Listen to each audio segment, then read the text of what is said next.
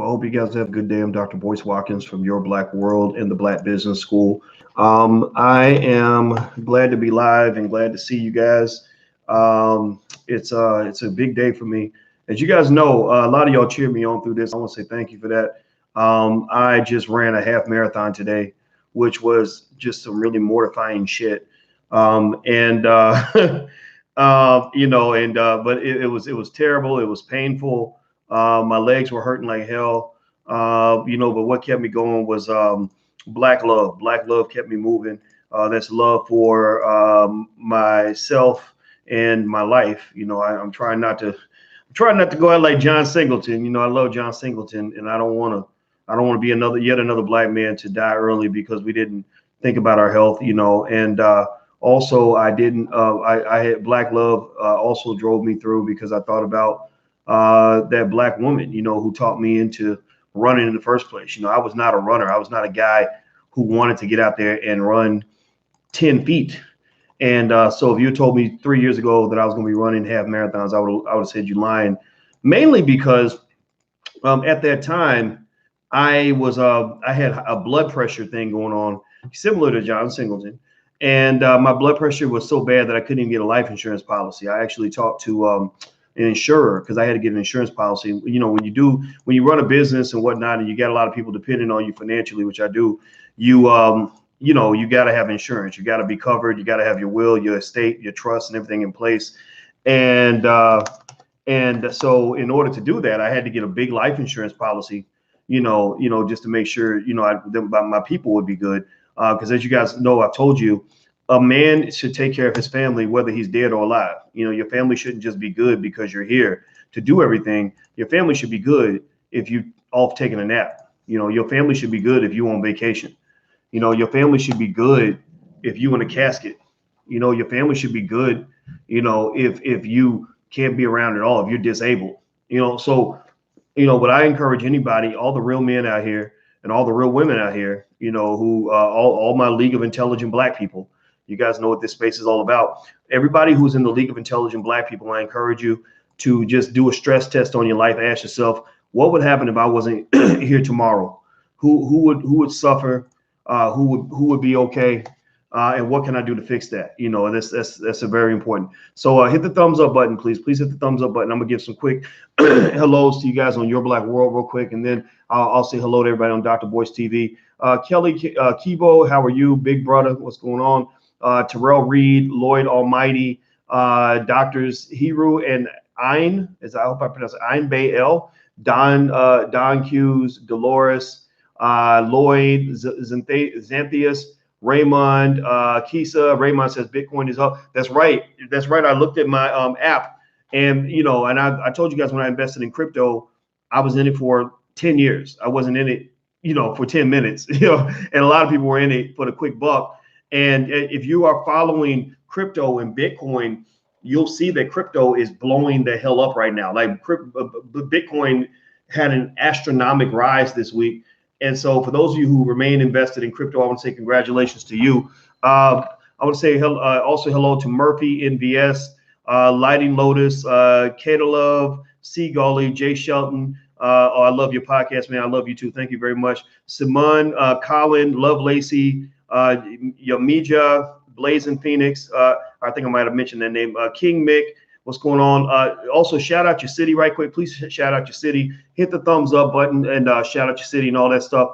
Also, if you want to get a text notification when I go live, just text my name, text Boyce to 31996. Text Boyce, Boyce, to 31996. All right. So I see Ohio, Atlanta, Long Beach. I should say Long Beach, like Dr. Dre. Baltimore, Charlotte, Cali, definitely not fiat, says Crypto Key. Boston, Roxbury, Detroit, Philadelphia.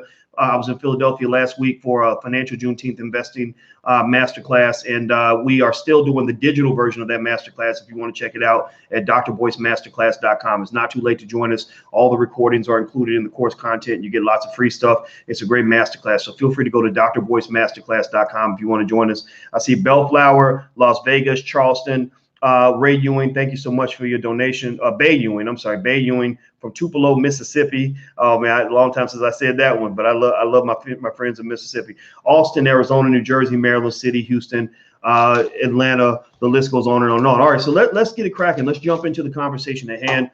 This is an important conversation. This is one that I'm very excited about.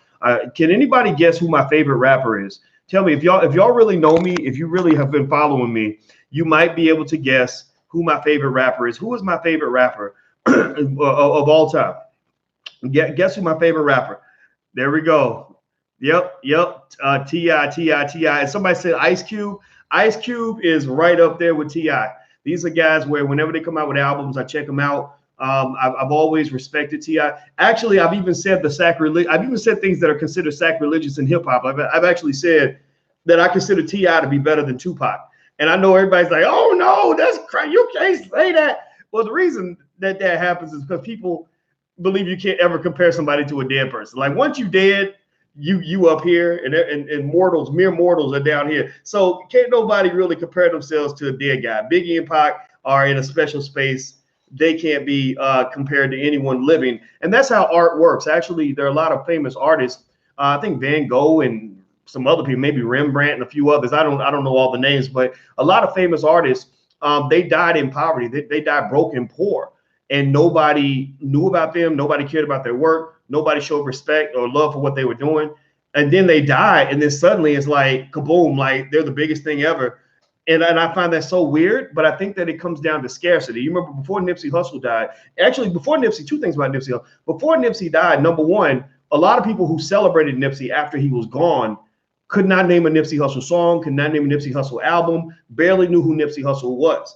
I believe my theory is that a lot of people fell in love with the concept of Nipsey Hussle and what he represented after he was gone because they saw what great work this guy was doing. You know, they saw what he was doing that was so different from what a lot of artists are doing. You know, a lot of artists, unfortunately, some of them been trained to destroy their own community, have been trained to promote genocide. You know, people talk about Farrakhan being dangerous and they ban him from Facebook because you're dangerous, sir. You, sir, are promoting violence. I'm like, what the fuck are you talking about? You have you have record labels run by people who ain't black, who are putting artists on the radio on mass distribution to millions of people around the world, where every other lyric is die nigga die.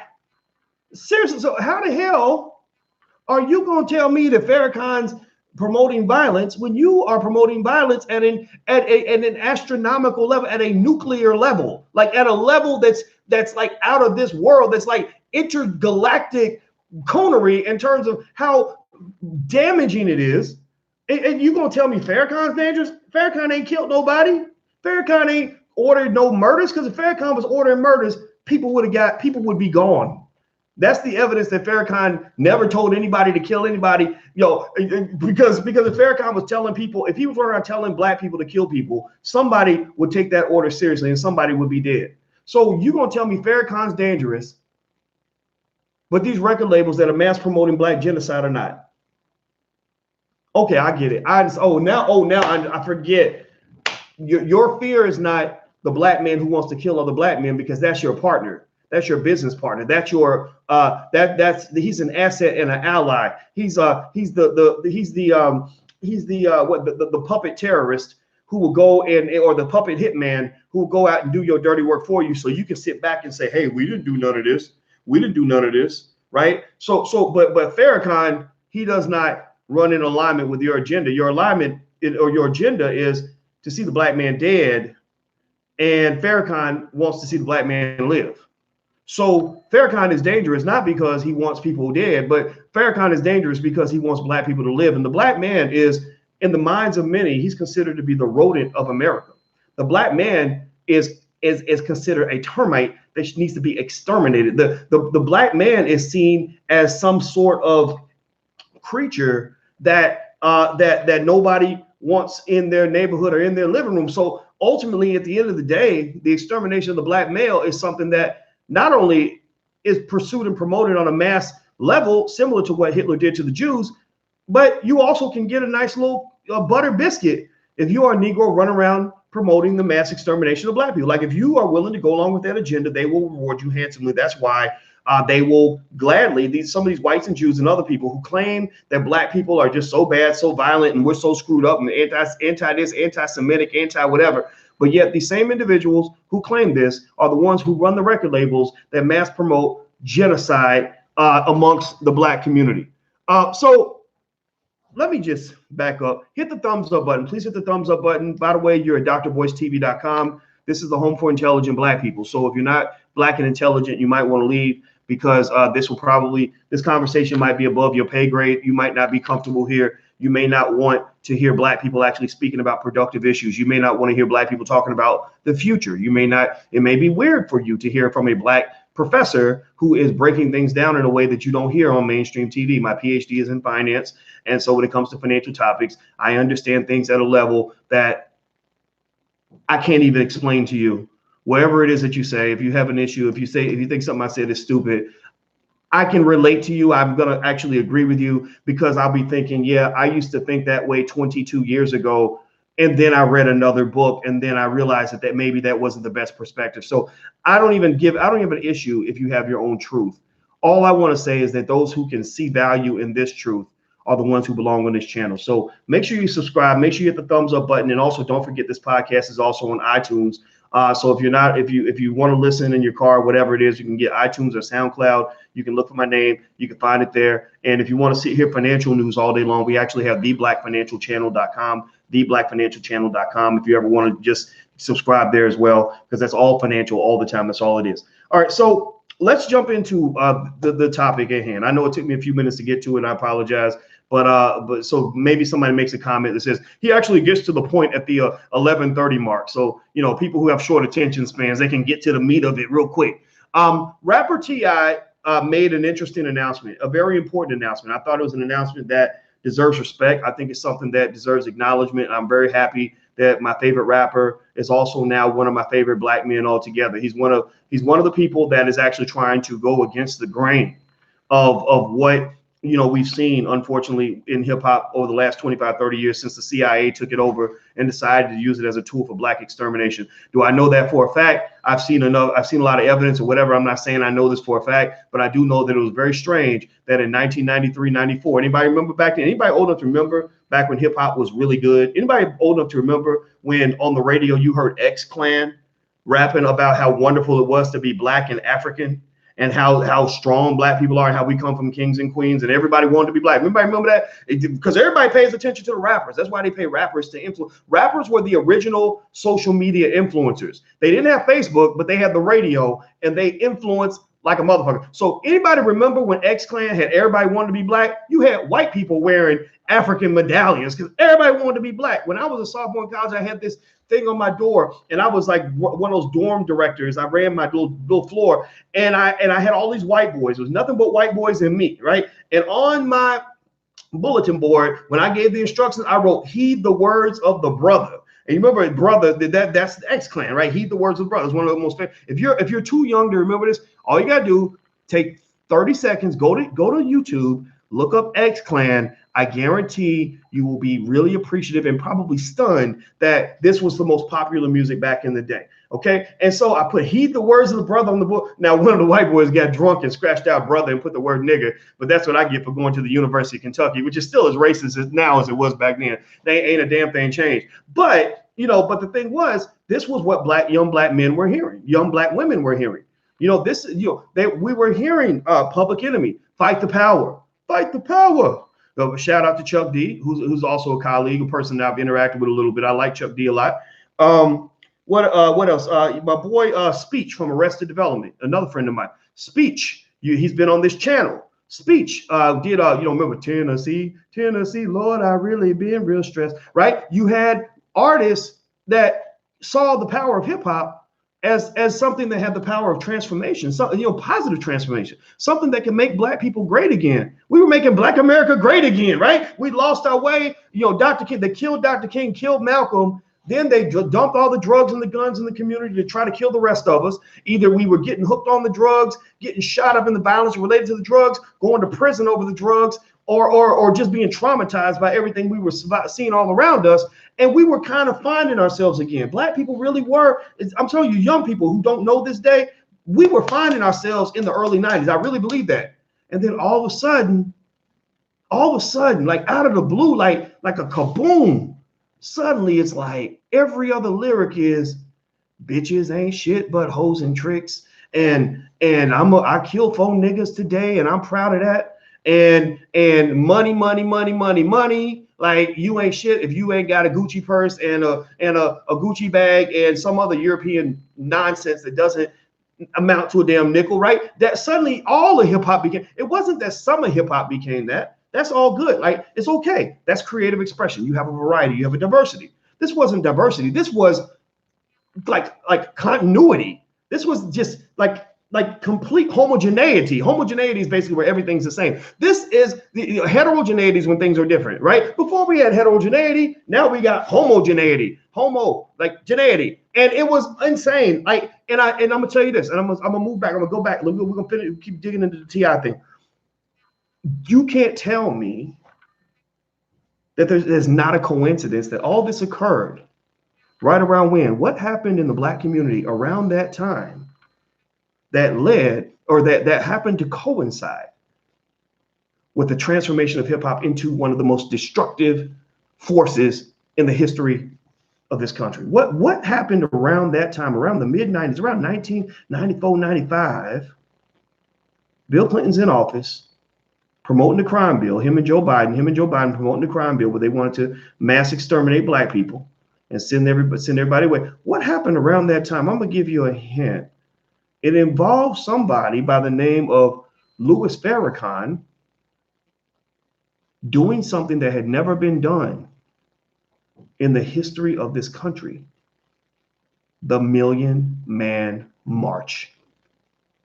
The Million Man March. They watched Farrakhan and a few other people that went along with him. This was they had unity amongst the Black leadership. Farrakhan's one of the best unifiers that I've seen because he's incredibly diplomatic. He's able to work with people he disagrees with heavily. I can't do that all the time. I'm not as disciplined as him. Maybe in a few years I will be, but right now I can't, if I don't like you, it's hard for me to work with you. But Farrakhan is incredibly disciplined.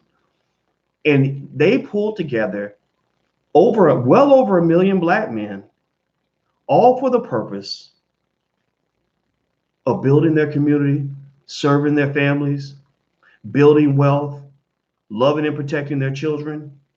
And I want to hear yes or no, yes or no, yes or no, yes or no, yes or no. Do you think that seeing over 1 million Black men all gathered at the Capitol at the same damn time, do you think that scared the living shit out of every white person in America damn near? Do you think, especially given that this is right in the middle of the crime bill that they all supported, where they said, yes, lock them up. They're all super predators. We need them out of our communities because they're scary, right? Do you think that it scared the hell out of them to see over 1 million, some say as much as 2 million Black men all together listening to one man saying, yes, I will, I vow, I promise, I will take care of my family. I promise I will build my community. I'm going to go home and be a better man. Even the rapper Too Short at the same time was so inspired. He came out with a great song. You remember that song? You should be getting while the getting is good. And he made that song for Black men saying, get up off your ass, go get something, go be your best, work hard. I mean, his message was very similar to the message y'all hear from me today.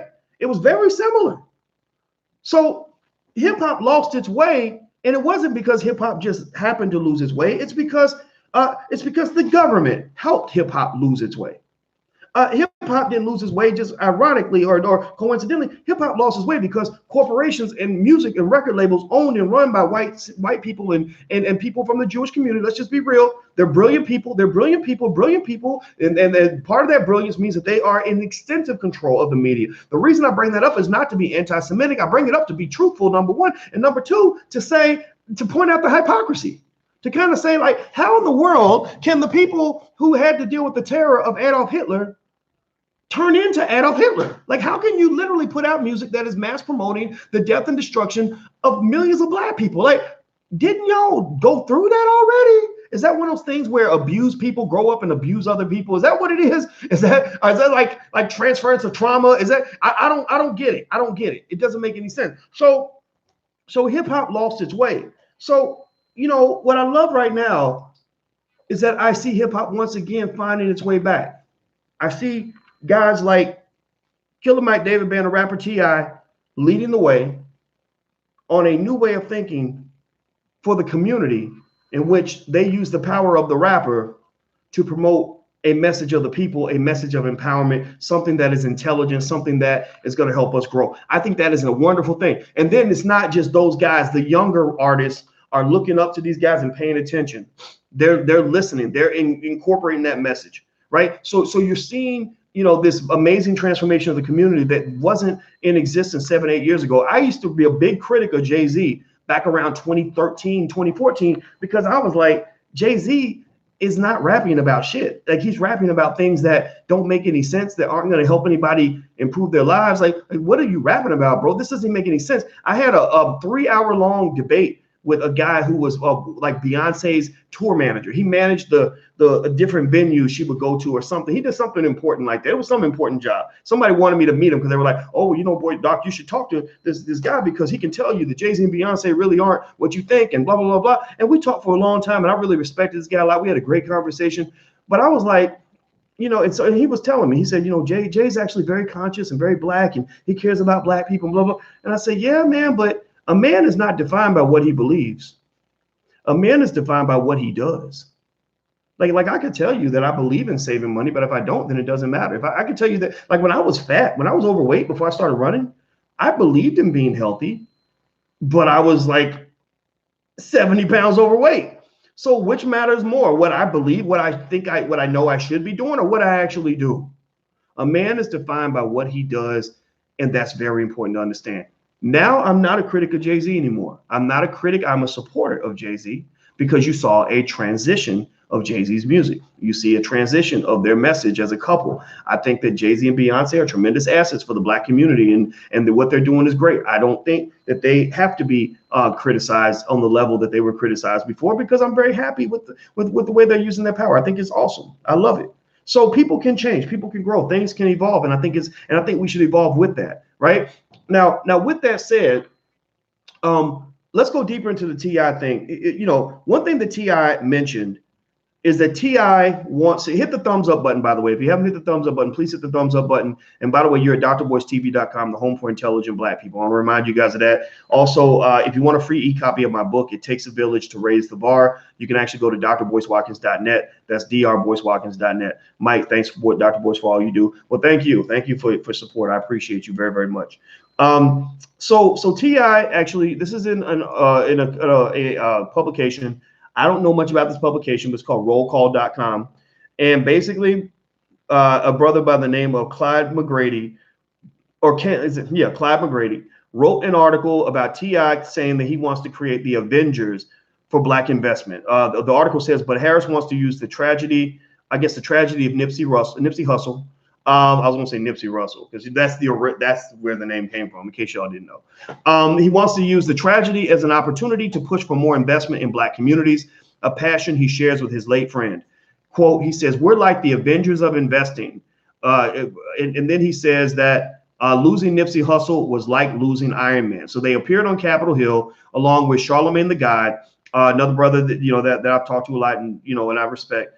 Flanked by House lawmakers, including Antonio Delgado, Karen Bass, and Hakeem Jeffries. Harris discussed how investors could steer more dollars into distressed areas known as opportunity zones. Senators Tim Cook and Cory Booker introduced legislation to create the zones, which ended up as a provision of the 2017 tax law signed by President Trump. The provision sets out to boost investment in the country's poorest areas by offering companies a 7-figure capital gains tax deferral. So you basically can defer your taxes by investing in black communities or in urban communities. Let me see here, or these opportunity zones.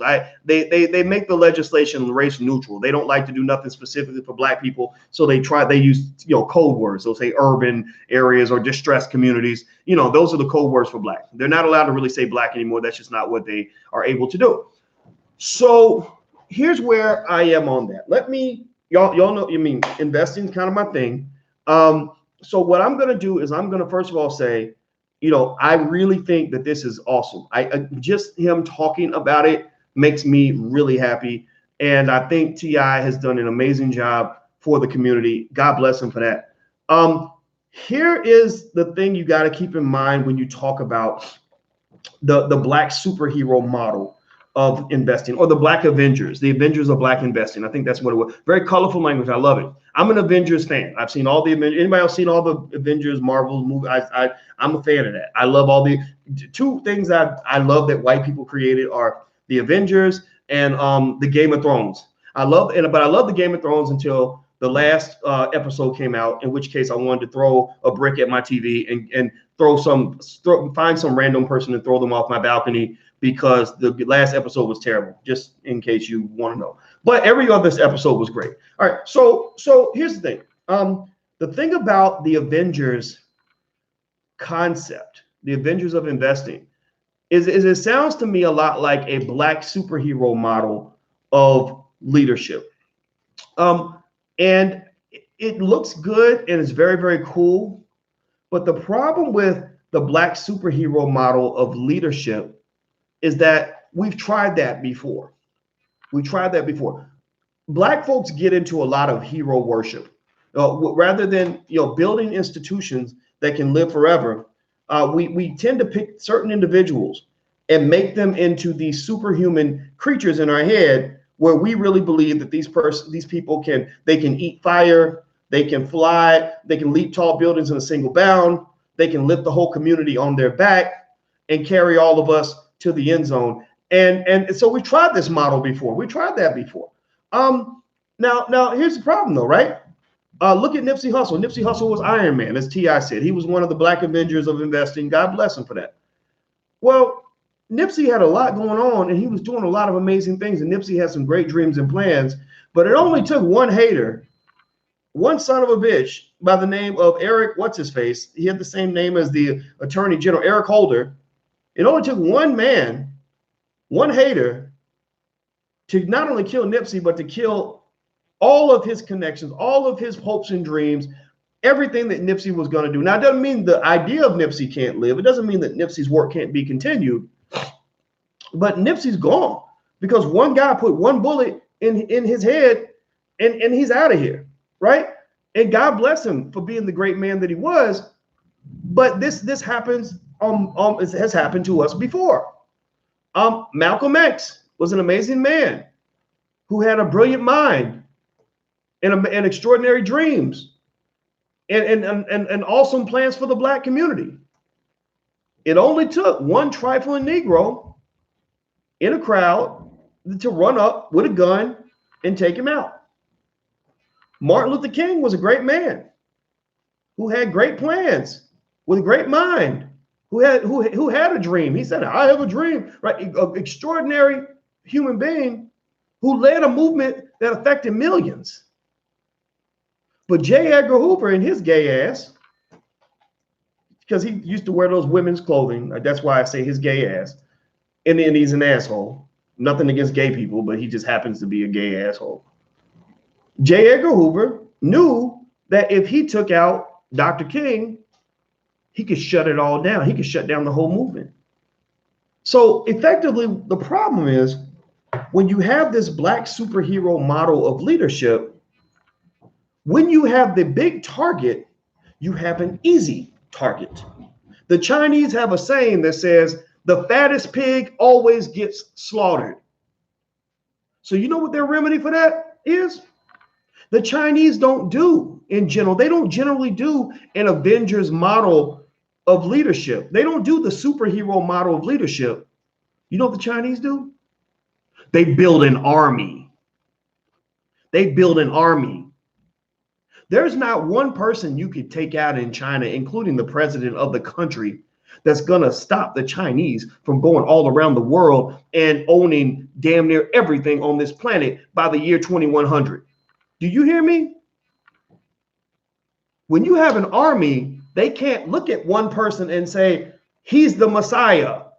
Everybody's bowing at his feet. He's the Messiah. He's the Michael Jordan. He's the guy scoring all the points. We're going to go. Nobody else is scoring points except Michael Jordan. Everybody's following his lead. So if we take out the alpha, we can take out everybody else. Anybody who watched, if you watched the Game of Thrones, I don't know, anybody else watched that show with me? If you watched the Game of Thrones, do you remember the part? Like, there was a part in the Game of Thrones. I'm going to just recap it really quick so you guys know what I'm talking about if you don't watch it. There was a part where they had to fight this army called what the hell were they? The White Walkers. They were literally an army of the dead. Like, they were literally dead already. So you're trying to kill dead people, which is really tough to do because dead people, they already been there, done that. They're already dead. How am I gonna do something to you that's already been done? Like, it's like refried beans. Doesn't make no damn sense. But they were fighting the army of the dead, and the army of the dead was awesome, because every time they killed a soldier on your battlefield, they could raise that soldier back up, and then the person that used to be your homie is now trying to kill you too, right? So fighting this army of the dead was an impossible task. It was unbelievable. We're like, how are you gonna beat the army of the dead? You can't beat the army of the dead. That's impossible. They're too big. They're too strong. But they had one weakness. One weakness. The weakness was that the whole army of the dead was linked to one superhero called the Ice King. They had one guy, one motherfucker, for whom they knew if we kill him, then the whole army dies, because they all follow his lead. So how do you think they defeated the army of the dead? They said, forget fighting everybody else. Let's go get him. So what I'm saying to black people is this. If you want to have progress, you cannot become the army of the dead. You cannot become the army where everybody is following the lead of one person. And if that person's there, then everybody's full charge. If that person's not there, then everybody sits back and does nothing. Like, you can't have that. You need to have a decentralized process of black power, such that you become a lot like, you ever know how, you know why they can't take out groups like ISIS? I'm not even defending or support. I don't even want to get into all that geopolitical bullshit. I'm just saying, do you know why they have such a hard time taking out like Osama's crew and people like that? Because they don't have one superhero that you could just take down that'll kill the whole movement. They got cells and groups that are disconnected. They got decentralization. In finance, that's the term referred to as diversification. Diversification is a measure that is used to minimize your risk by not putting all your eggs in one basket. The reason that the movements died in the 1960s is because all of our eggs were in one basket.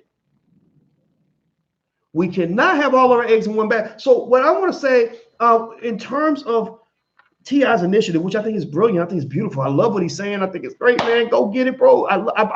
I'll support you. I don't know T.I. I never met him, but he's my favorite rapper. So first, if I meet him, I probably want an autograph before we even start talking about anything else. But I know Killer Mike very well. I know David Banner very well, and I know that they know T.I. very well. And I would assume that they would at least make sure that as they move forward, these guys, that's Ironman, that's Thor, and that's Captain America, whatever the hell, or Wakanda, the King of Wakanda. That's better than he beat Captain America's ass. What I forgot his name, the Black Panther. There you go.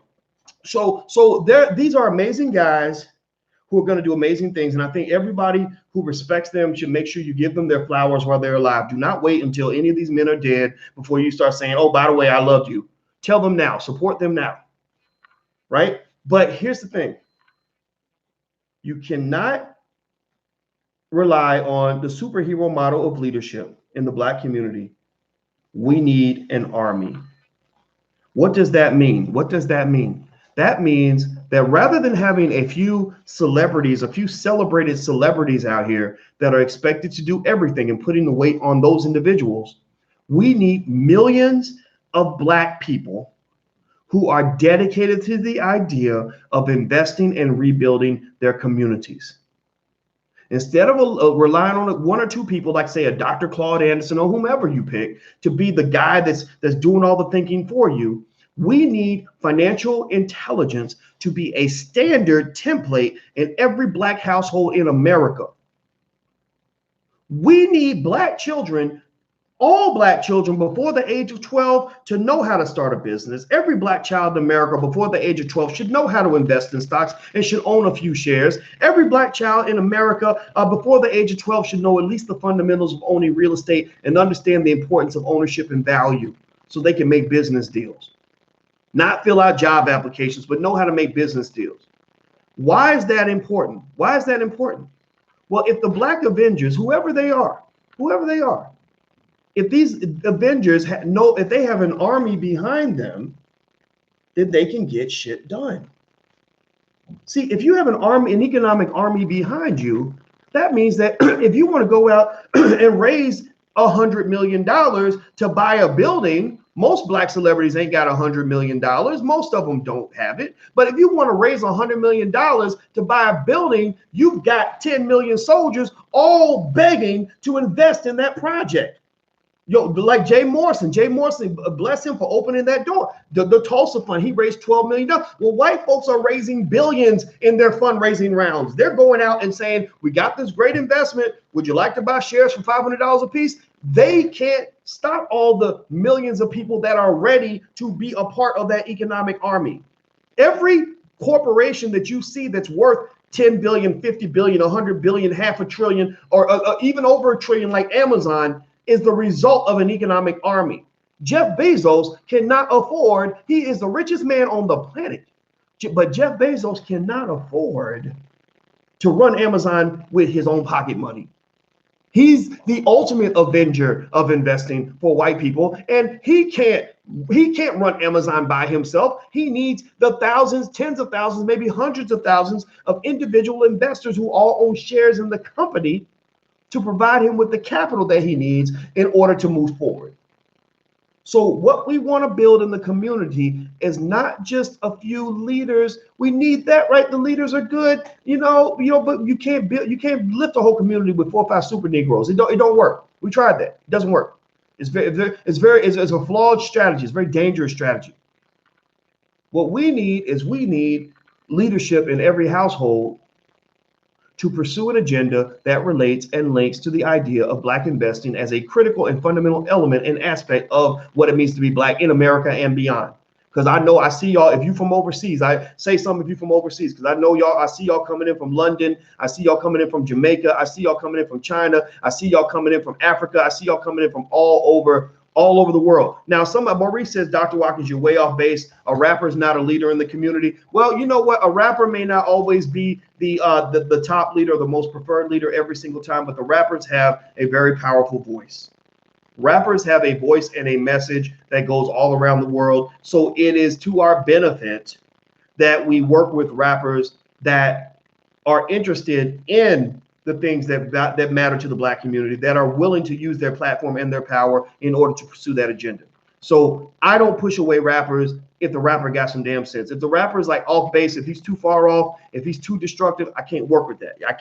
I don't know how we could even be in the same room. But if you are at least trying, if you say, hey, look, Doc, I don't really understand this very well, but I got 25 million followers on Instagram and I want to figure out a message I can share with them that's going to make my community better, then I'll gladly give you advice and say, here, bro, use your Instagram, say this. I'll gladly be your teacher, your consultant, your advisor, whatever it is that I can be to help you to utilize your power that God gave you in a way that's going to benefit the people that you love. So yes, rappers can be allies in this process, but also the rappers we know the rappers need the lawyers, the rappers need the professors, the rappers need the Dr. Claude Andersons, they need the Louis Farrakhan's, they need all those other individuals, those wise individuals, to provide them counsel so that they can use that power effectively. And here's the thing.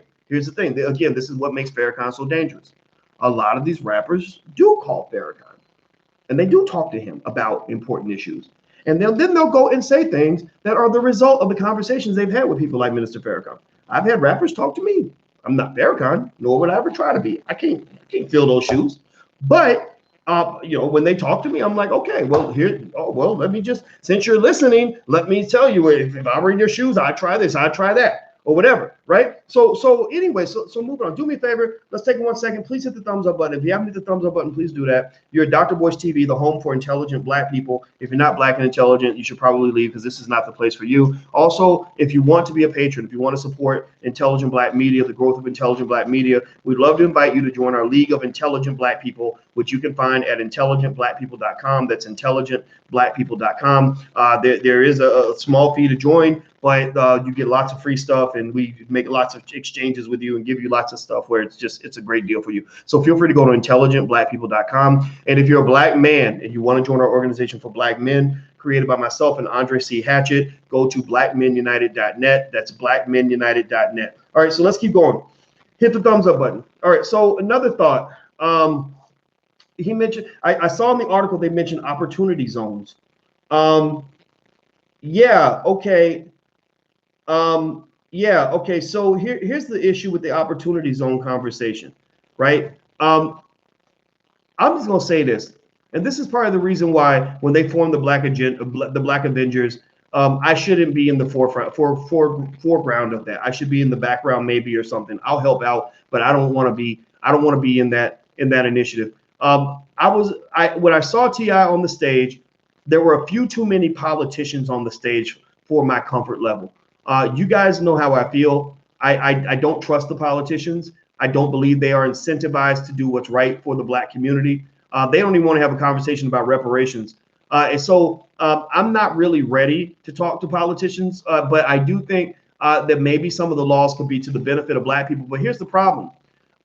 When I hear about opportunity zones, I immediately become suspicious because to me, opportunity zones, I see where they can easily become white people zones.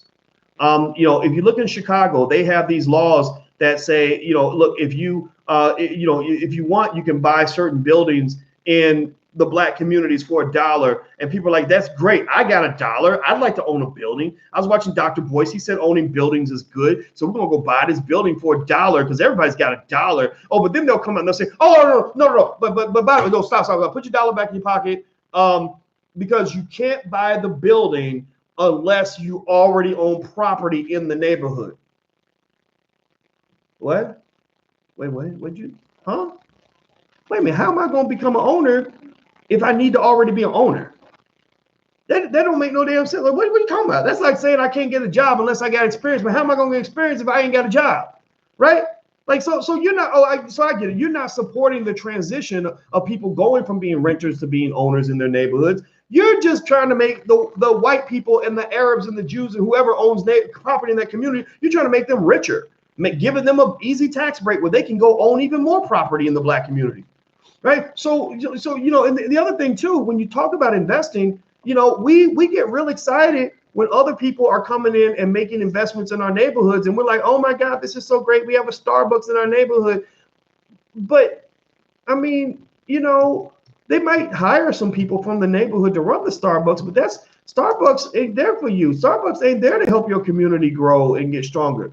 Now I'm not trying to say that this is all 100% accurate. I got to read more details of the opportunity zones, but I have a deep fear and a deep concern just because I just know white people really well. I know them better than themselves. I know white people the way a man knows his own child. I've been watching them since I was a baby. And white people are sneaky when it comes to that shit. Like they'll be like, oh yeah, this is for you. But then you'd be like, okay, after we roll the dice and the dust settles, how come you got all the damn money and we still broke? Like seriously, they've been creating these plans for the longest time, and the plans always somehow end up with Black people at the bottom of the economic ladder. So what I would almost say to T.I. or anybody as they're pursuing opportunity zones or any other initiative is, at the very least, Black ownership must be a tip-top priority in all of these initiatives. Doesn't mean everything in the hood has to be 100% Black owned all the time. I don't know if that's even realistic at this point. But don't show me no damn strip mall where all the businesses are owned by other people. That's not progress, Black people. That's actually additional exploitation. That means that they're financially raping you at a level that they couldn't rape you before, because now they have better tools to extract your wealth. Now they're, instead of sucking out your wealth through a water hose, they're sucking it out through a gigantic hose like they use at the oil refineries, right? They've got a bigger hose and they're just we're gonna get all the money out of this neighborhood, right? So ultimately, the opportunity zones, I'm skeptical of that.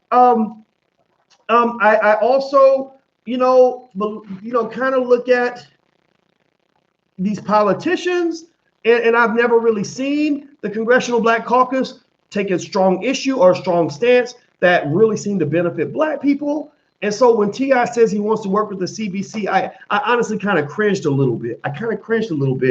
And I didn't really know what to think of that. I want to be supportive. In fact, I'm probably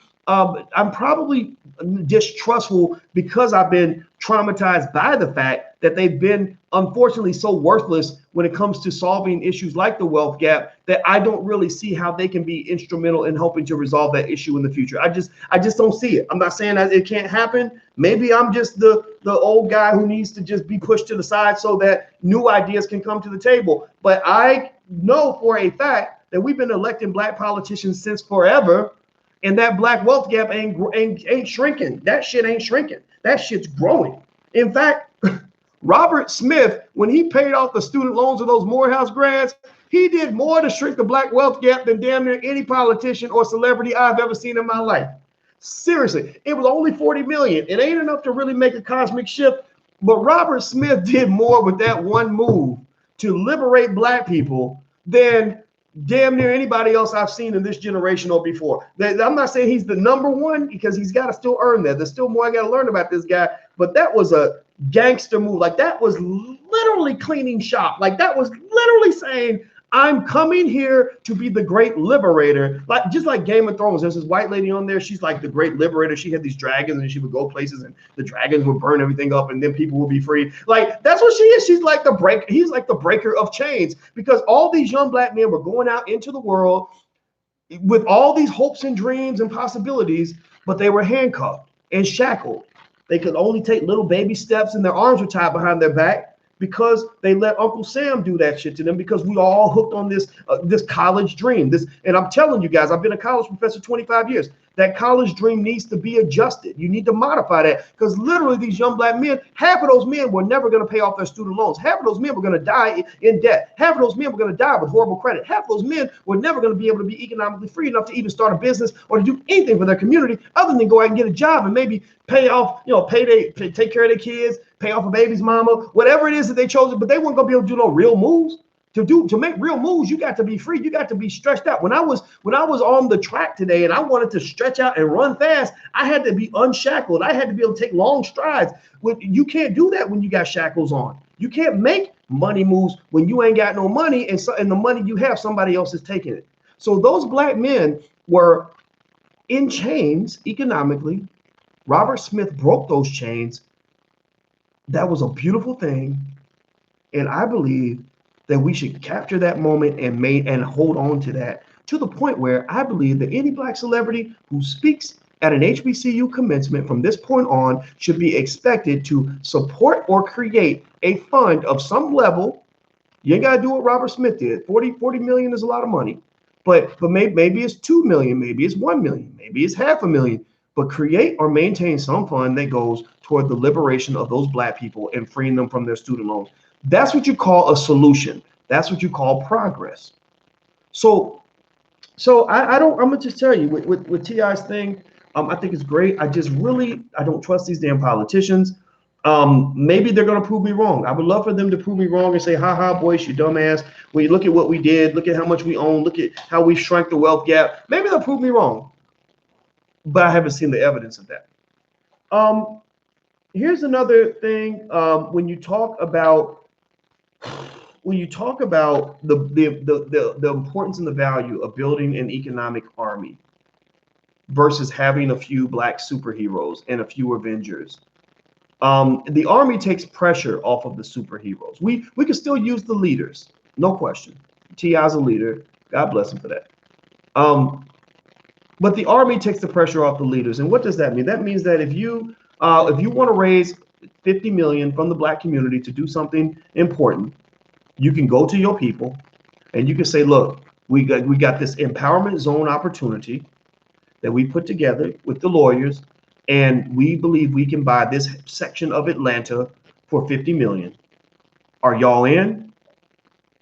Everybody's in. Everybody's in it. They get it, because they understand not only the importance and the value of investing and owning their communities, they're willing to put their money where their mouth is. Like we are educated fully on the odd contradiction that, you know, you can't tell me you can't afford to go invest in stock when you literally spent 80, 90, $100 taking your girl and your children to see the Black Panther. Do you know that Black people raised about $700 million for Disney when the Black Panther came out? And Black Panther was a great experience, but it's still a motherfucking movie. It's still a movie. Like, how many of y'all have seen the wealth gap shrink on any level because of what is happening in Wakanda? Like, Wakanda's not real. How are you going to put more money behind something that's not real than you put into things that are real? How are you going to go put more money into Disney's pockets than you put into your own pockets?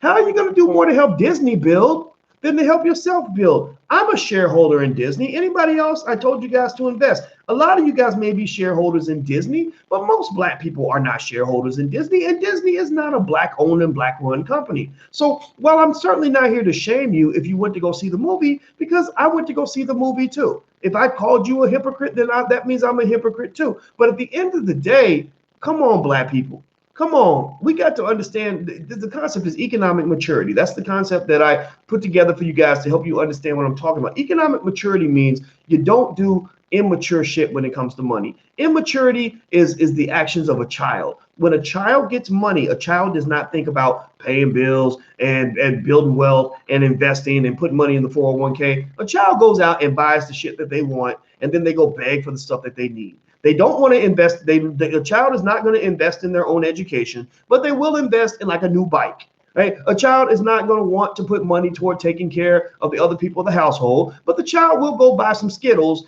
and some slime so they can play with slime in their living room. Right? So ultimately, one of the big challenges that we have to work through as a community is the challenge of economic immaturity. We have a lot of people who have spent enough money on fast food and sneakers to literally build tens of thousands of dollars in wealth for their family, some over $1 million. And I've been to Atlanta where T.I. and David them live. I'll be running around Atlanta. Anybody ever been to Atlanta and seen just how bougie some of the Black people can get in Atlanta? Like just literally how the materialism is like off the damn Richter scale. I'll be like, God, I can't believe I saw a woman with a weave that cost $1,000. How do you afford to spend $1,000 on a weave? And I probably make more money than you, but if I spent that much money on something like hair, I would probably feel a little bit silly unless I had already taken care of my business first. Like, the people in Atlanta have money. They have money. But why is it then, if Atlanta has so much money, why is it that during the mortgage crisis, Atlanta also had among the highest default rates in the nation? Why is it that how can Atlanta, the place that seems to be doing so well, underneath the surface, end up doing so poorly? Well, that's economic immaturity at work. That's a lack of economic understanding. That's the lack. Also, that's indicative of the lack of an economic army. An economic army basically means this. Here's what an economic army looks like. And I've told you guys about Project 2070.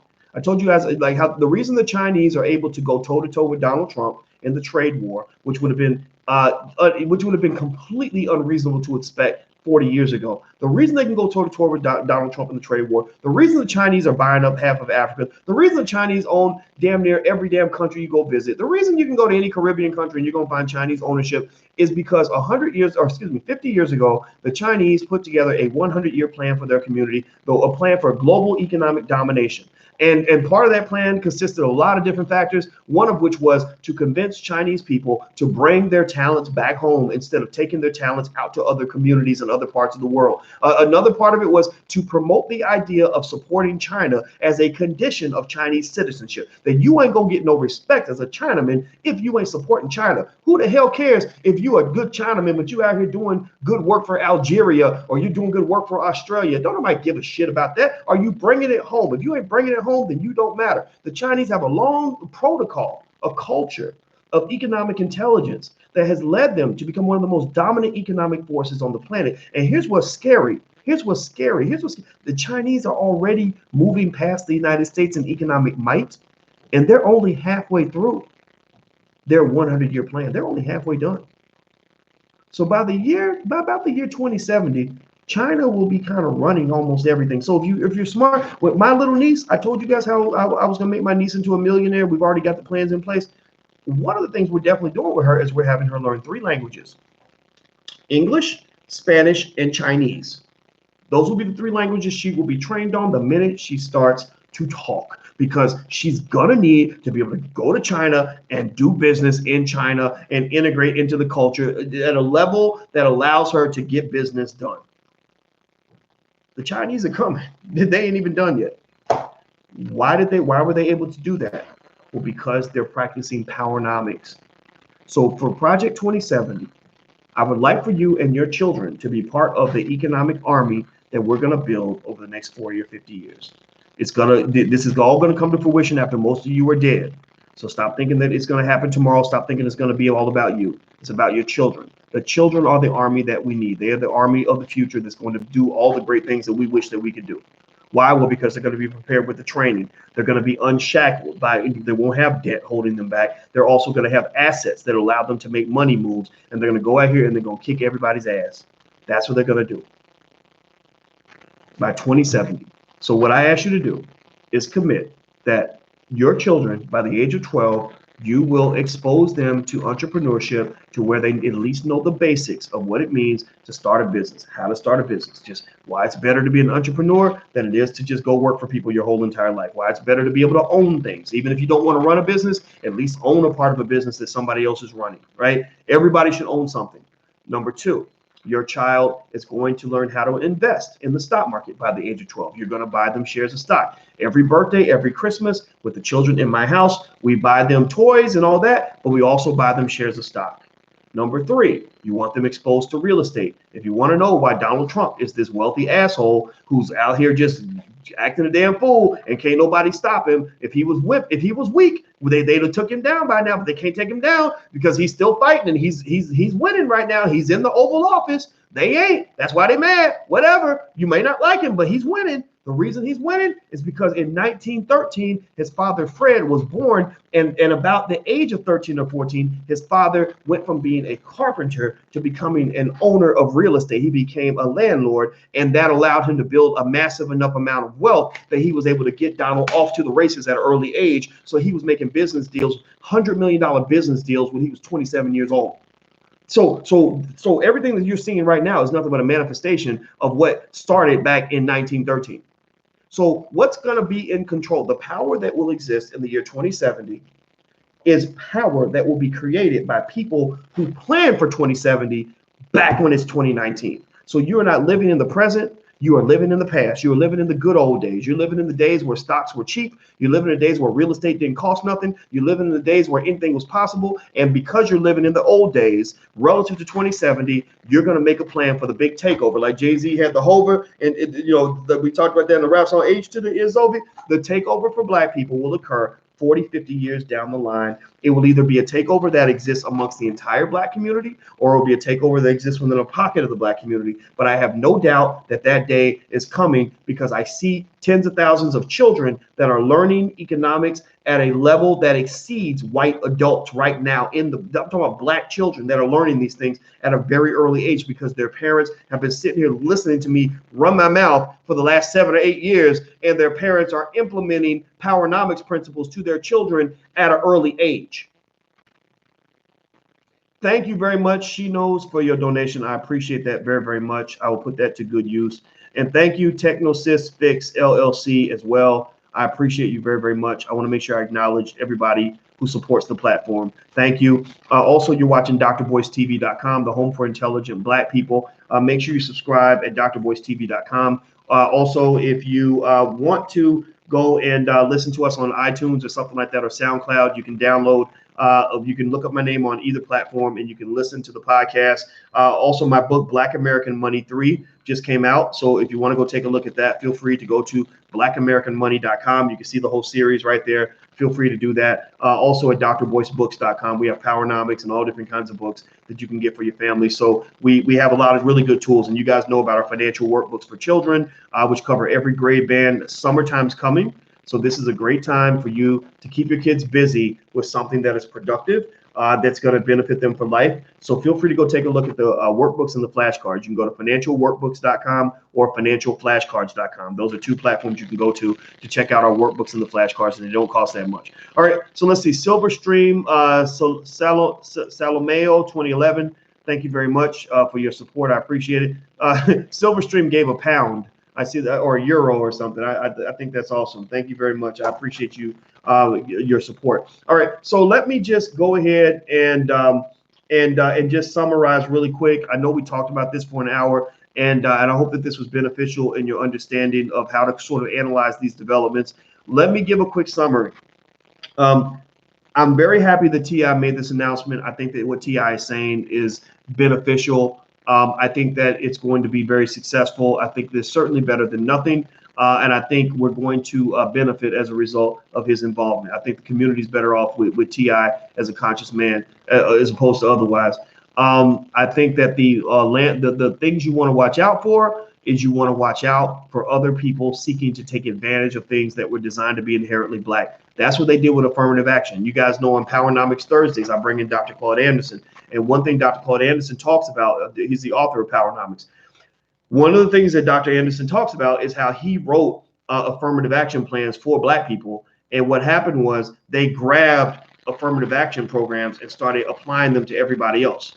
People said, oh, black people have something nice. We want that, right? So the same way they do cultural appropriation, you know, they steal your hairstyles and steal your music and steal your swag. Well, they also steal your political benefits. Everything. They just recently passed the Equality Act, which basically says that based on sexual preference, like if you happen to sleep with, if you're a man who sleeps with men or whatever, they're going to treat you just like you're a black person. Like being gay is the same as being black. And do I agree with that? No, I do not agree with that. I think that there should be support for those in the LGBT community, but being gay is not the same as being black, and you can't convince me otherwise.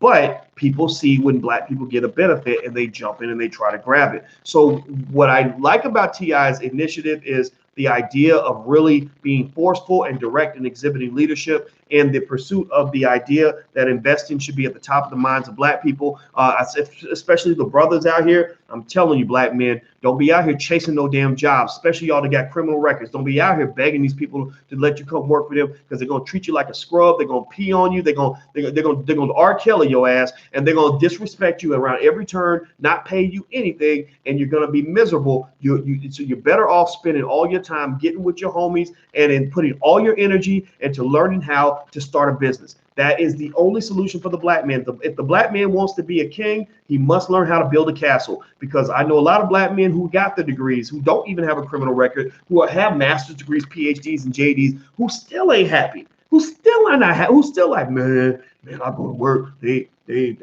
treat me all, the way they act toward me is messed up. These white people, like seriously, it don't matter. The education will not protect you from being a black man. Like seriously, you ain't got no damn friends, so you got to be your own friend. Ain't nobody else gonna show you love. You need to love yourself. You know, nobody's gonna build anything for you. You must build for yourself. Seriously, the black man can't have anything if he don't learn to build for his damn self. Build for yourself. Black man, build for yourself. And then if they come along and decide to start being nice and build something for you, then you take that too. But you need to have a plan B, a plan black, because if you don't, then what will happen is they will castrate you in public, and then you're going to be looking stupid in front of your woman because the babies are going to need some milk and some food and some diapers, and all you're going to be able to say is, well, you know, man, I can't do nothing because the white man ain't hiring. Man, that ain't going to work. She will give her vagina to somebody else.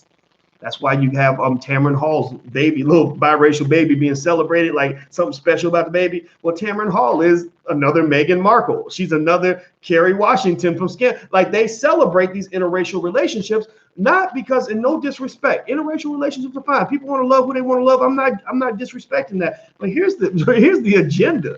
The agenda is that the black man is so crippled, so disabled, so handicapped, so worthless. They're saying to the black woman, stop waiting for his ass. Stop waiting for that Negro. It's like when I go run with Alicia, she's the runner. She's fast. She's in good shape.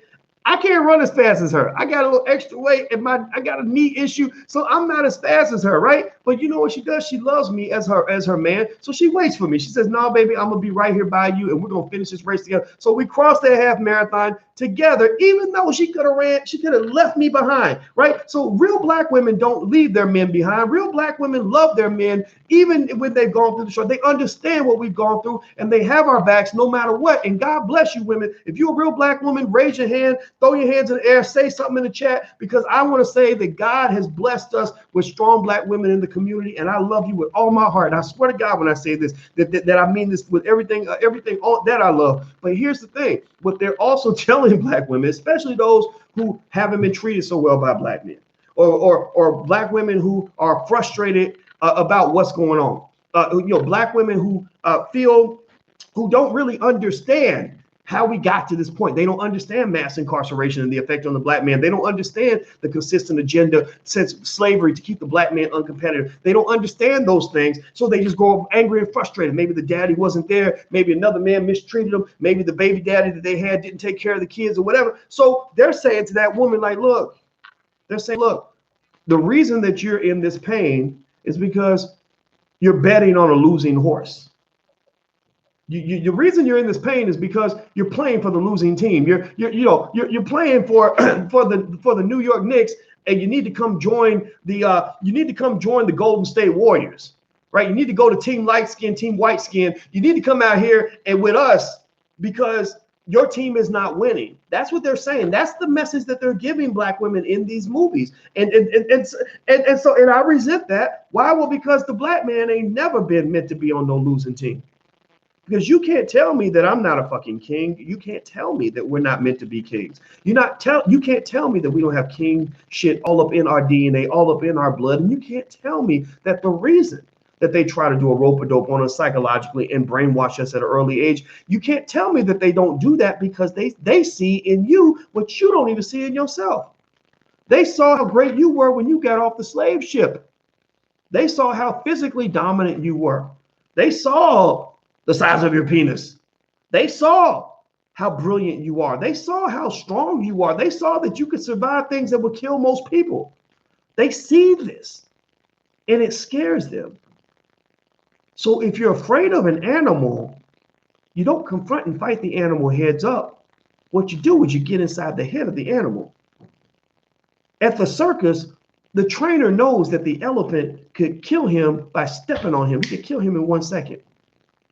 So he can't fight the elephant. He's not going to try. It wouldn't work. So the only way he can control the elephant is to control the elephant's mind and to scare the elephant so much that the elephant wouldn't dare to try to exert his power onto the trainer.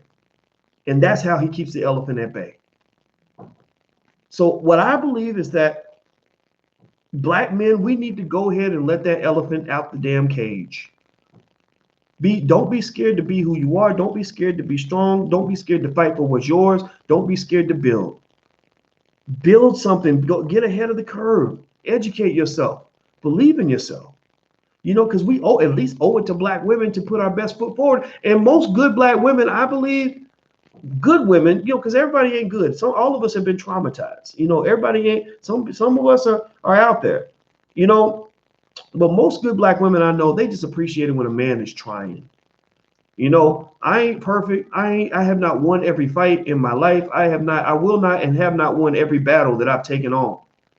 But one thing I know is that the women in my life, they respect me because even if I fail, I'm going to go out swinging. So that's it. That's all I got to say. I want to say thank you one more time to Smalls. Small says success requires sacrifice. Thank you for your donation, Smalls. I appreciate that very much. Success requires sacrifice. Try turning off all your cable and entertainment for 1 year and invest that money. Temporary sacrifice can have a long-term gain. That's absolutely true. I know several people who bought their first house because they spent a year doing something like, doing their hair at home. Or Andre Hatchett said he spent a year not eating out, and that gave him enough money to put a down payment on his first house, and he's been a homeowner since he was 22. So anything you want is out there. You have to sacrifice. Ulid Kipchoge, who is the world record holder in the marathon, who's from Africa, I think Kenya. Ulid Kipchoge, if I got it wrong, please forgive me if I got the country wrong. But Ulid Kipchoge, when they asked him, how do you run marathons so fast? How are you so successful? He said it's sacrifice. He said you cannot have success without sacrifice. So sometimes the simple solutions are always best. And so I say go for the simple solution. Focus on being great, and you can do this. All right, so I'm out of here, guys. Thank you, T.I., for what you're doing. I appreciate you, brother. I respect everything that you're hustling toward, and if I can be of any help, I'm glad to support in the background, and for really more so in the background. I should be in the background because I don't get along well with these politicians, but I'm always happy to take a call from these guys and support them in every way, and I want to say that publicly. By the way, hit the thumbs up button before you go. Please hit the thumbs up button.